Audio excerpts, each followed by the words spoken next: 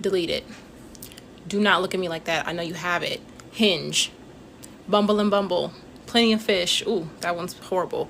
Tinder, delete it. Recently deleted my Hinge, and I don't think I'm ever going back. I've seen so many other women saying that they also deleted the app. Dating apps are no longer for dating. Men have just turned dating apps into like an easier way to access convenient sex. In love, we are kind of meant to be found. We're not meant to be actively trying to find love. It's just supposed to be something you stumble into. I don't understand how men got onto dating apps and were like, oh yeah, this is not going to be for dating. I literally was talking to a guy for a month. I was seeing him almost every single week, got me a Valentine's Day gift, all this stuff. Woke up one day and was like, I cannot be in a romantic relationship. Why were you on Hinge? I literally matched with another guy and he's like, oh, what are you on here for? Usually when they ask you what are you on here for, they're either because they actually seriously do want a girlfriend, which is like very never, or because they're trying to see if you want to hook up. So I was like, you know what, let me give this guy like the benefit of the doubt. And I was like, oh, I'm on here trying to find my husband that I could run around the playground with at 2 a.m. Being kiki. This guy goes, something similar. I'm also trying to find people to hang out with late at night. I said, hang out with late at night? What do you mean? He goes, what's wrong with that?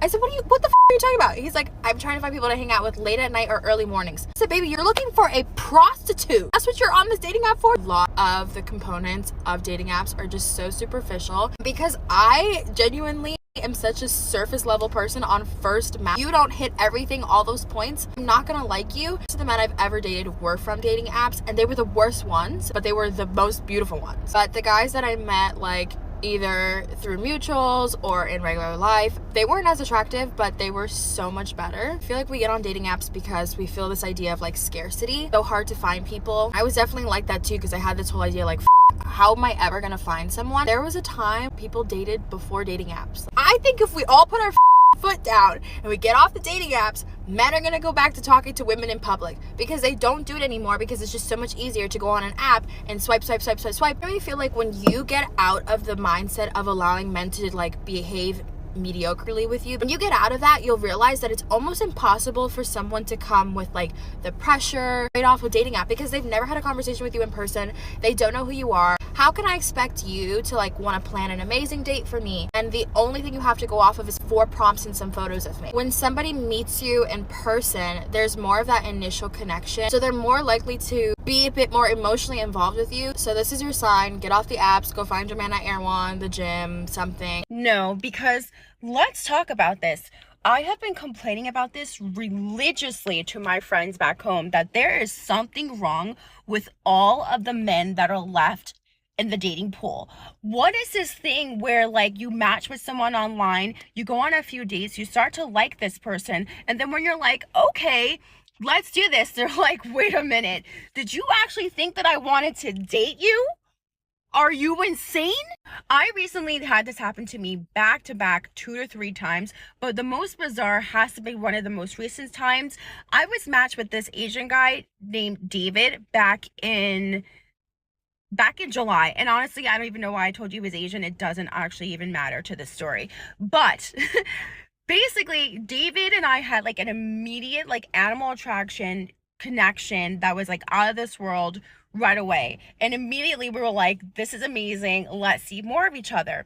I made the mistake of asking what his schedule was like, and this is where things started to fall apart because he stopped taking my phone calls, would only text me, and when I asked what was wrong, he was just like, oh, you're getting too attached. And I was like, what do you mean? He's like, well, you're asking like my schedule and stuff. And I was like, yeah, so we can link up and make plans. And he was like, yeah, but that's like too much. Like, what next? Like next week you're gonna try to figure out how we're gonna get married. So he and I stopped talking for a few weeks after that. Then at the end of the summer we linked up again and I went to Spain. During my trip in Spain, David was talking to me every day, sending me sexy photos and videos. We were having a grand old time in the DMs and text. Then all of a sudden one day, ghost. Stopped responding to me, wouldn't acknowledge anything I said to him, and after I tried reaching out to him 2 days in a row, told me that I was behaving like a stalker and to take a hint, bro, and to leave him alone. So I did. he proceeded to block me on his phone, unfollow me on Instagram. And so I was like, okay, that's it. Things are done. Tell me why from September to January, David would pop up in my Instagram stories every week. I would see him watching my Instagram stories. Do you understand how bananas it is to block and delete someone, unfollow them on Instagram, and then to physically type their name in every time you want to sneak and look and watch and see what they're doing? So cut to January, I'm on Hinge. David somehow manages to rematch me. Now, what's bizarre is I saw David still connected in my matches in December. So I don't know what he's done to rematch me in January. So I go and I check my phone and I see that I'm no longer blocked. So I text him and I'm like, did you match me on Hinge? And he responds back with, yes, I did. Crickets. Like, that's it. Just yes, I did. No follow-up. And I was like, I let it sit. I let that text sit for 1 week to see if he would say anything else. No follow-up. So I was like, okay, this is getting the better of my curiosity. I'm going to do it for the plot. I rematch him on Hinge and I'm like, hey, what's going on, buddy? He's like, hey, well, I see that you're still on here and I sent you an apology like 3 weeks after we stopped talking, but you never responded because you blocked me. So I was like, oh, okay. Long story short, we reconnected. We hung out for this whole weekend, had the most amazing weekend. His best friend was in town. All three of us hung out. When we weren't hanging out, the three of us, the two of us were like back to normal, being very, very lovey-dovey, having a grand all time. At the end of this weekend, I kid you not, I tried to pull this man into an embrace while we were walking his dog. And I'm not even joking. I literally got one of these. Like, and I, like my soul left my body. Because I was like, what is going on? And he's like, don't get attached to me. Do not get attached to me. I have never been in a situation where one person has tried so hard to get back a hold of me, to get back into my life, to rematch me on a dating website. And then when I forgive them and let them back in, then I'm told to not get I went home and I was just like, I need to think, you know? The following weekend, I see that he goes out and he's clearly on a date. I don't know who with, but I message him because now I'm livid. And I'm just like, what is going on? Why are we doing this? Why did you rematch me? Why? Like, why are you back in my life? Like, I was doing okay. I had started getting better. I had started moving on. Why are you here? And he was like, what do you mean? I was like, why would you match me if you have no actual intention of dating me? And he's like, I told you, like, I thought we actually cleared this up because we did have a conversation about all the stuff that went wrong. And one of the things that he told me was that he is struggling with his emotions and he needs to like work on his self, and he has anger management problems because of what his ex did to him, and he's trying to get better. But yeah, he does hope that one day he's gonna find someone who's gonna give him butterflies and be able to fix him. And when I told him how messed up an ideal that was, he was like, no, I'm half joking. I don't really mean that, but I do have a lot of things that I'm working through, so I'm not really in a state to date anybody. And I was just like, but then you went through all that effort to literally match me on a dating website to date me, so make it make sense. And he started acting like I was the insane one, and he was just like, I've already told you I'm not in a position to date anyone. And I was like, then why are you on this website? And he was like, I don't know. I don't know why I'm on there, because I do want to find someone, but at the same time, I don't want to find someone. I'm also very confused too, but I do know that I can't like be with you, and you like already expect too much, and you're already too attached. So like, I need to like do my own thing, and you need to go do your own thing too. I don't know. I just don't know what to do anymore. I think it's just time to abandon this planet and maybe just find men on Mars. Deleting dating app can be a good idea for several reasons. They can mess with your mental health, making you feel anxious and insecure. The constant swiping can become addictive and a waste of time. And dealing with rejection and ghosting can lead to emotional draining. This is the real reason that dating apps are a complete waste of time for the majority of people, and I have not seen a single person break it down like this yet. I really wish I had some better data to go off of, but I'm an information systems major, so I'm gonna apply some stats here. My best guess is that 5% of people on the apps are in actual relationships and they're looking to cheat on their partner. That's unfortunately probably low, but I'm trying to be optimistic. Another 15% are fresh out of a breakup. They are trying to ease their pain and get under or over somebody as quickly as possible. Also probably low, but we're gonna go with it. Now there's another 25% of people just looking for hookups, fun, whatever it is. And yes, I know that the apps have that like feature saying looking for something casual, but the majority of people actually looking for something casual aren't going to put that because they know their chances are way higher if they act like they actually want something with somebody. Now, I'd say at least 30% of people have a dating app, but they're not actively using it. Or if they are, it's really just to match with people and message them for fun, not actively really wanting to go on dates. A lot of people just want instant validation. They just want to see what's out there, feel like they should be on the apps because why wouldn't you be if you're single? A lot of people experience burnout on the apps. They just go in every now and then to check in, but they know that it's not actually a source that like they think that they could find somebody on. That's the majority of my friends. And then somewhere in that 80%, there are people that like have a situationship, are still talking to their ex, like they are looking but not really looking, leaving only about 20% wanting and actively looking for a relationship. Now out of that 20%, you have to find somebody that you're equally attracted to and like actually have potential with, which isn't necessarily the best odds. So like, is it possible to find people? Yes, of course. But because of all of these people on it for all the wrong reasons, it oversaturates the app and makes it very difficult, therefore wasting a lot of people's time. Let me know what you guys think, but definitely my experience. I have managed to get more action in my dating life without using dating apps than when I did actually have dating apps. And this is exactly why. I'm going at this from a spiritual standpoint, so if you're not spiritual and you don't understand how the subconscious mind works, then this is probably not for you. Anyways, so how life works is our reality, so what we perceive in the world around us and how we view ourselves is a reflection of our subconscious beliefs. So think of all of the patterns that happen in your life over and over again. It's not a coincidence that the same result keeps happening, whether it's in relationships, in work, in your health. It's because somewhere deep down, you have a core belief about that area of your life. So because of this, our brain is going to give us experiences throughout our lives so that it can prove to us that these beliefs that we hold about ourselves and the world are true. But that doesn't mean they're necessarily true. It's just our perception of it. So what does this have to do with me finding men in ways that are not dating apps? It's because I have a subconscious belief, and I've held this belief since I was so young. Like truly, I cannot tell you when this belief formed because that's how long it's been.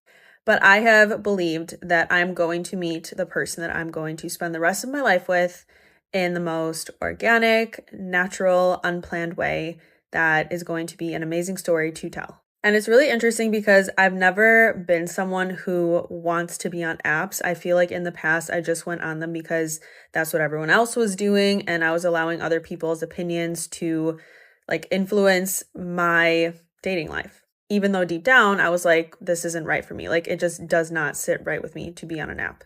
So because I hold this belief that I don't need to use dating apps to meet men, my brain continuously gives me evidence that this is true. I have been off of the dating apps best 7 months of my life. I was just over it. If I'm not full throttle, I don't think it's gonna work for me. It does work for some people. I found that so many of the guys that I was meeting were just like a little bit more reserved and shy. Maybe that was just my luck. I want somebody who will come up to me in the wild and like be in the same spaces as me naturally. And I realized like they are addicting. Maybe this was just me. It just became part of the rotation of apps that I would check every day and like frequently. I would wake up and like see who liked me. It became this weird validation thing, and you just match with so many people and sometimes not even talk to any of them. What are we doing here? I find myself thinking and like hyper fixating on like dating more and like finding my person more, which is never a healthy way to date. I trust it's just gonna happen when it's supposed to happen. I'm enjoying being single more because I feel like the apps have a way of putting what you don't have in the forefront. You really hyperfixate on the fact that you're single. I'm not matching with anybody good. I'm not finding anybody good. I'm going on all these bad dates. And then like, suddenly all that you're thinking about is how you're single and nobody's out there. Because I'm not on the apps anymore, I'm not having this like limited negative narrative in my brain anymore about dating and men. I'm like, oh, he's out there. Like he's probably just some other right now. I just have such a healthier and happier mindset about it all. More hopeful than ever. Which is funny because it's almost like I've taken myself off the market a little bit. I'm just excited to see who's presented in front of me. And like, I'm putting out the energy that I'm open to people coming into my life. And it's working. If you like the dating apps and they're working for you, 100% use them. Don't feel pressure to use them if you don't want to use them. Dating apps are by far the biggest waste of time. I say this for a few different reasons. The first one being, you will rarely ever meet up with the person that you're talking to. I feel like most people on dating apps use the app as like an ego boost, and they don't actually care about going out on a date or meeting up with someone. They just use it to boost their confidence, which is not necessarily a bad thing. But when you're on a dating app looking to meet up with someone and no one's actually trying to meet up, you were just wasting your time. The second reason why it's a waste of time is if you're actually looking for a girlfriend or a boyfriend, you're putting yourself in a pool of people who are not looking for the same thing. And granted, some people are, but that is not the right place to do it. Most people on that app are just looking for a one-time hookup or just a situationship. And say you actually do meet up with someone through a dating app, it's a completely different experience than actually meeting them in person at like a bar or at a party and like getting to know them in person and then going on an actual first date. You were actually able to see who this person is in person rather than just photos and texting them. It's a completely different experience. I need to share with you a story, a conversation from a client, one of my most tenured clients, that regards a topic that I don't hear a lot about, but needs to be covered. It's my hope that what I share with you is a blessing to you the way it was a help to her. Mid-30s, like I said, one of my most tenured clients, she said to me, Doc, when we started working together months ago, you really have always been very honest with me. She said, on my journey, and I really feel like I'm at a place where I'm ready to get out there. I've been working on the 5 areas we always talk about. She said, what do you think about dating apps? I said, run as fast as you can. Do not use dating apps. She was like, wow, really? I said, yeah. I said, let me give you 4 reasons. Number 1, the quantity is high, but the quality is low. Anytime you can go to a buffet and eat all you can eat for less than $20, the quality of the food is not going to be that good. It's impossible, because that business would not be able to stay in business if they allowed quality food to be eaten all you can for less than 20 bucks. Right? So yeah, dating apps have a lot of people on them, but is the quality that great? Probably not. Number 2, most people aren't the same offline. One of the things I've discovered is that it's nothing for people to utilize the beauty of filters on apps and camera phones to make themselves look all kinds of ways. And then when you see them in the mall, they look like Godzilla. This is a very real thing. And it's just not about looks. People's personalities aren't the same offline. People's communication ability is not the same offline. People's emotional stability is not the same offline. Unfortunately, people can present all types of things online and all types of images and impressions online.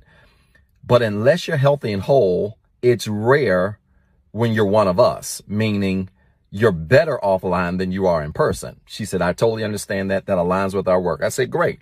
I said, let's switch it up a little bit. I said, number 3, social media or dating apps are a cesspool of unhealed and unhealthy people. She said, wow. She said, that's strong, Doc. I said, did you expect anything different? I said, it is a cesspool of people that are not whole and that are not healed. She said, what do you mean? I said, do you know what a cesspool is? She said, I've heard the term. I think it's like a place where there's a whole bunch of bad things. I said, let's be specific. A cesspool is, just imagine a container that's underground. And anytime you flush the toilet, there is a place where all of the unprocessed liquid waste and all of the processed sewage goes to. So whatever is not properly processed in the toilet goes into a cesspool. Unprocessed liquid or piss and unprocessed waste. She said, yikes. I said, yeah. Which means when you're on these dating apps, what I've discovered is that you have a whole lot of people who have not done any work. None whatsoever. They are on apps to find love. They're on apps to find companionship. Some people are just on apps to see who they can smash. A lot of people do not have the mental, emotional, spiritual, physical, and financial capacity to be suitable mates. And I said, I know this to be true because there are actually dating coaches that you can pay who will write your dating app bios. She said, I had no idea. I said, that's what I've been told. And I didn't believe it at first. So I did a little bit of research, and lo and behold, there are people you can pay that can write your bio. And that, my friends, is tragic. I said, so yeah, it's just this big old cesspool of unhealed and unhealthy people. And I said, many of them are probably very well intended, but they're not quite there. She said, Doc, that's not fair. She said, because then I know people who have met, their husbands and wives on dating apps, that met them and now they've been married forever. I said, you're absolutely right. I talked to somebody recently who met her husband on a dating app. They've been married for 12 years. They're doing great. I said, that leads me to point number 4. Dating apps are filled with people looking to hit the lottery instead of going to work. She started laughing, said the magical word, wow. I said, yeah, I need to put that on a t-shirt. I said, it's filled with people looking to hit the lottery. Now, can you hit the lottery? It's possible. I got a friend who hit it 3 times. You can absolutely hit the lottery, just like you can find someone that might be suitable and it might work. But the reality of the matter is the odds of that are low. You are better off going to work, earning a check, earning a living, and doing it the thorough way than hoping to run across a perfect match by rolling the dice on a site filled with people who are probably not healthy and whole. I'm so glad people are waking up and walking away.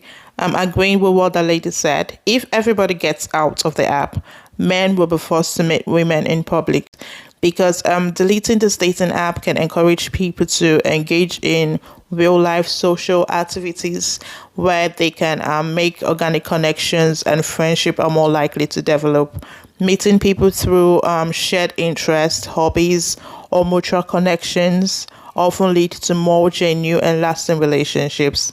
There are also privacy risks when it comes to this dating app.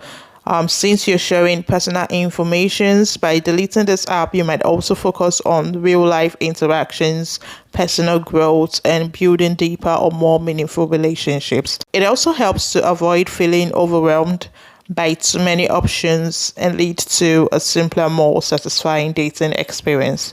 If you're still on the dating app, please try as much as possible to be safe, okay? We've come to the end of the video. Like and subscribe. Leave me your thoughts in the comment section. Speak to you again in my next video. Bye.